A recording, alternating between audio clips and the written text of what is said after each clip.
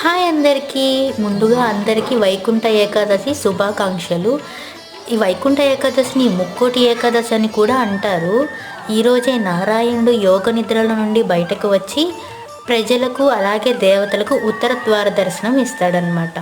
ఈరోజు చూసిన పూజ, వ్రతం అలాగే ఉపవాసం ఎంతో పుణ్యాన్ని ఇస్తుంది. ఈరోజు నేను మా ఇంట్లో ఇలా అయితే పూజ చేసుకున్నాను. చాలా సింపుల్గా చేసుకున్నాను.